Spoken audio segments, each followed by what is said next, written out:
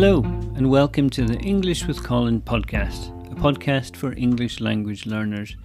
My name's Colin, I'm an English teacher in Tokyo, and if you're looking to improve your English skills and gain more confidence in your ability to communicate in English, you've come to the right place. In these episodes, I'll provide you with short conversations in English that cover a range of topics, from everyday situations to more specialised subjects. These conversations are designed to help you practice your listening skills and pick up new vocabulary and grammar along the way. Regular listening practice is key to improving your English, and I hope this podcast will become a valuable resource for you on your language learning journey.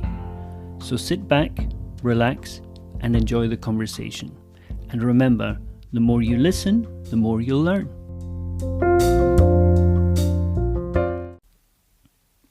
This is episode 15, and in this episode, we're talking about artificial intelligence. Hey, Sue. Hi. How are you? Good, how are you? I'm very well. Today I want to talk about artificial intelligence. That's a big topic. It's the topic at the moment.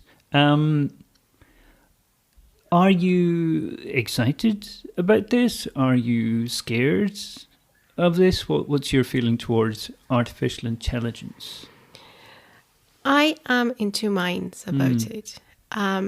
Because intelligence is something that we have as humans, right? We are supposed to be very intelligent compared to other species, other animals. And to think that we understand it in order to create it, it's quite incredible. And thinking, what can we do with it, or what it can do for us, I think. Right. Yeah. So that idea of can we put it to use? Exactly. And and the possibilities, I think that's quite exciting. But I think it's also something that we don't understand and something that we cannot see how it's going to go. Right. So the future is unclear. The future is unclear. And also there's a lot of fiction work, right? A lot of novels, sci-fi, that very few of them talk about like a great future of, robots and this artificial intelligence. They usually even movies, right? Right. Doesn't look great. So I think we've always been afraid of what we don't understand. Right. Yeah, I mean, the first kind of AI that I think was shown in movie sci-fi was is it HAL in that movie 2001: A Space Odyssey? It's conscious. Yeah, and that didn't work out well. No.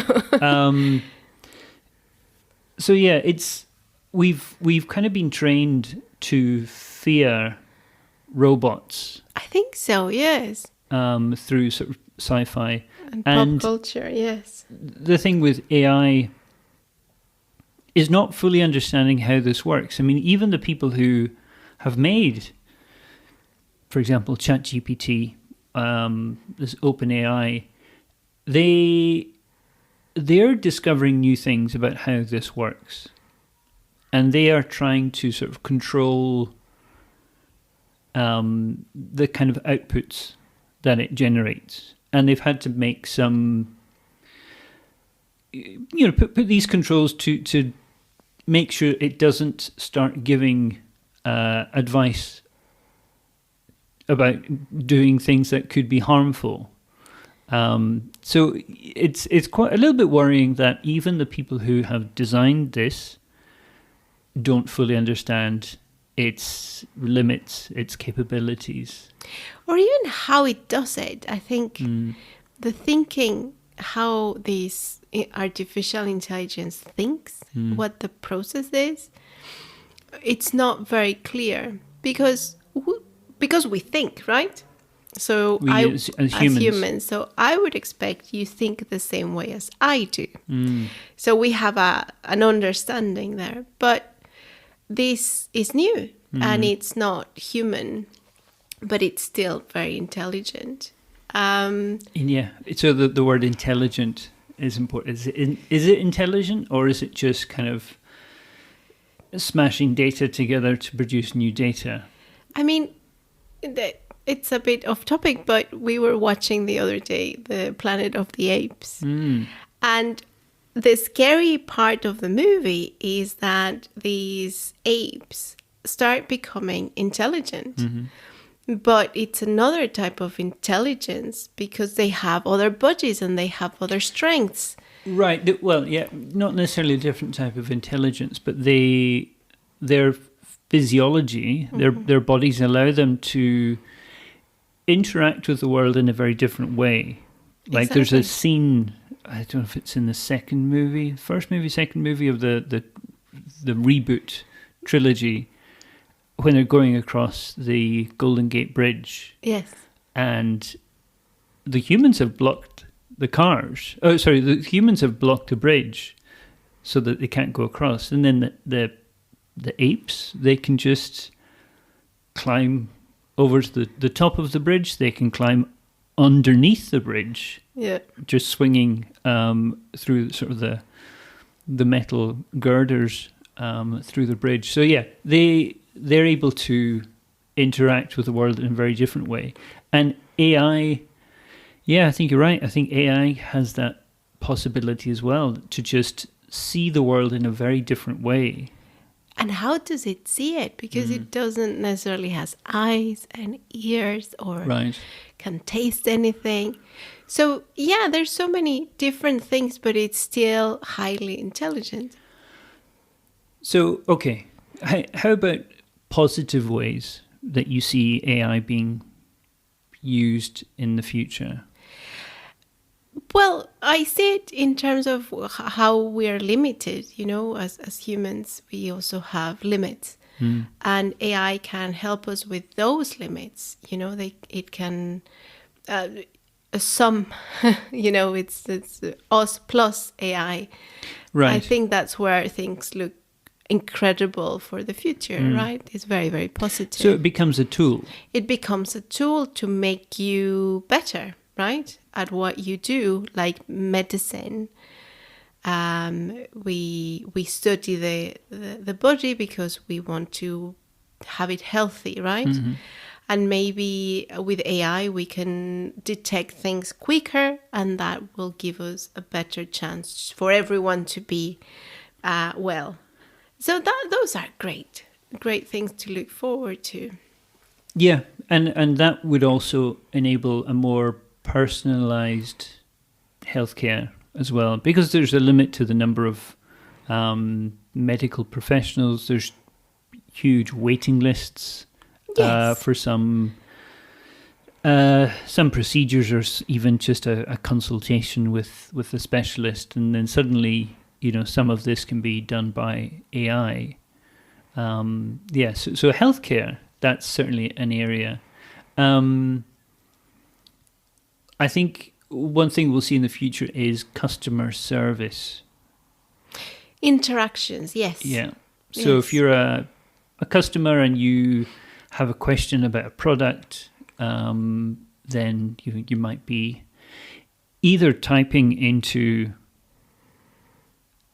a device and communicating with AI that way, or probably a year from now you might just be having a straight conversation with AI verbally, so you don't even have to type anything in. So customer service, I think, is going to change, because at the moment, if you try and call a company, if you've got a problem with your account or a problem with your whatever, you call the company, but you're on hold for 20 minutes, or you're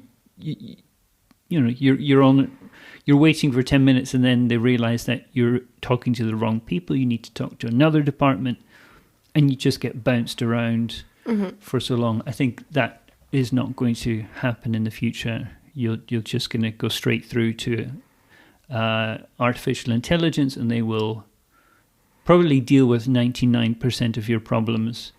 And then that 1% where you actually have to talk to a human. Yes, processes, I think, are going to be more efficient. This efficiency in communication, maybe in service. Yeah, that's definitely part of it. What about the big one for us, education? Yes, well, that has another part to it. I think it's a very important one, which is honesty, right? These what we call academic honesty, because this artificial intelligence is so powerful that what we teach and how we teach, this artificial intelligence can take a class, let's say, and create assignments and answer questions and, correctly, 100% correctly. So things can be done 100% correctly, get A's, right? These artificial intelligence can pass all classes with A's on its own. So it's part of the academic honesty. It's not, I don't think it's up to us as educators. It's up to the students as what are they doing in university? Yeah. The question is, are you there to get A's? Yeah. Because that's what, it's obvious, right? So the AI can do it for you better. There's no risk.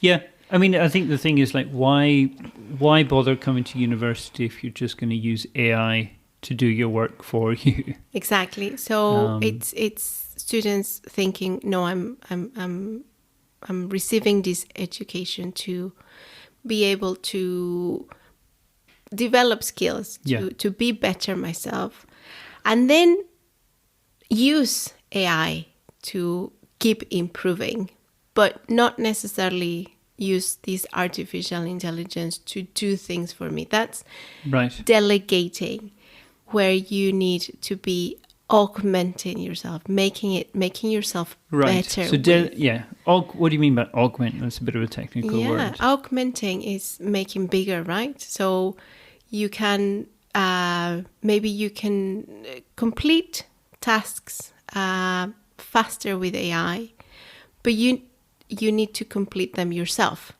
So artificial intelligence helps you, but it doesn't do it for you. It doesn't replace you. It doesn't replace you. Right. So that's the augmentation. It makes you better at something, better in time, better in quality, but you're still the driver. You're still the driver, yes. Right. And I think, one issue that I've thought of with students is that they are still at an early stage of developing skills. So they're not yet in a position to be the driver of AI. Like, I think it's better to develop these kind of key academic skills first and really kind of get these skills to a high level. And then you're in a position to drive the AI. But I think a lot of students, especially younger students, maybe first year, maybe high school or first year, second year students at university, they want to use the AI, but they haven't got the basic skills themselves yet. So they're not in a position to really judge the quality of the answers that the AI is producing. Yes, that was something that was mentioned very early on. It's you become, when you use these artificial intelligence, you become a super editor. You edit what comes out. And that might be true, I would agree. But to be an editor is the highest person in a publisher, right? And they have so much knowledge that they can correct the work of great writers, right? Or they are the editor of a newspaper and they understand the news and they understand what is happening. So an editor is a big role because that says that you have a lot of knowledge. Experience. You have a lot of skills. experience. People trust you.